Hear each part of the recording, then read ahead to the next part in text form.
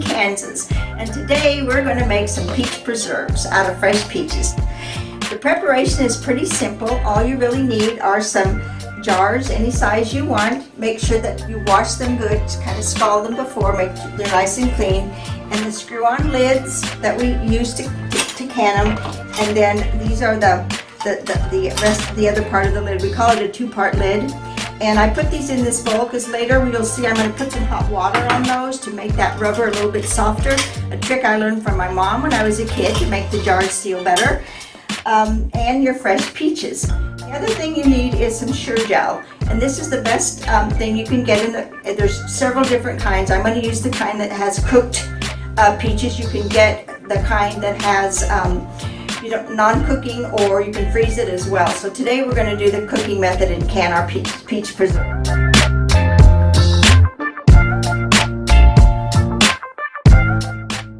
The next thing is to put your peaches in a hot water bath, and some say you can put them in the microwave for about a minute just to get them hot so that the skins come off easily. So I have these in this hot water just for a few minutes, and you'll see how easily if they're nice and fresh, they peel fairly easily. These are a little bit harder than I like, so we're going to just go ahead and peel the peach.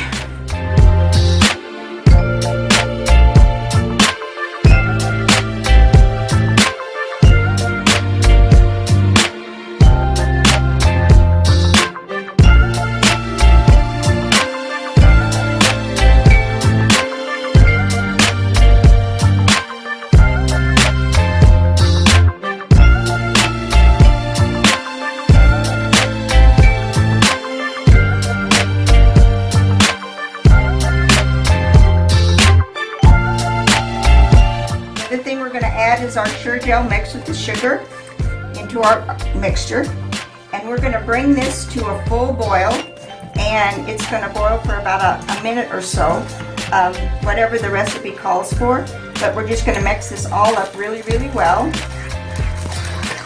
and the sugar is going to make a lot more juice for your jelly or your preserves.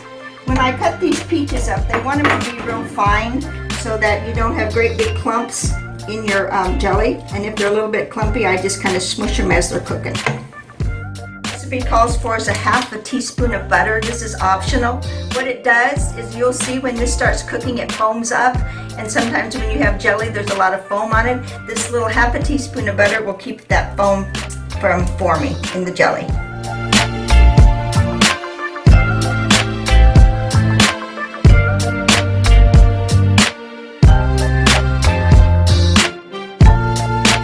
When it comes to that rapid boil, we add the rest of the sugar, and that's what we're doing now, is heating that back up, and we're going to boil it for 1 minute.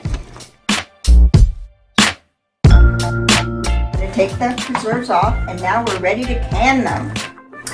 I did put some boiling water on my lids, and what that's doing is making that rubber nice and soft. The other tool that I need is a clean rag. And when you're getting your jars ready and you've washed them, be sure that there's no cracks or chips on the top of the jar. That'll prevent them from sealing.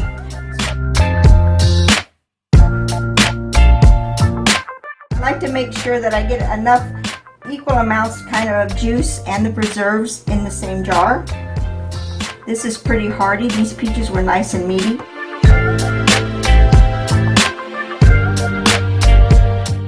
And then wipe it off really well with your clean dry rag. And then we take one of our lids, and that goes on. And then you're going to hold it in the middle and screw the lid on and seal it really tight.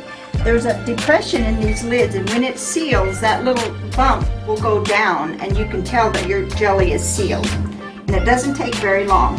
There's our first jar of jelly.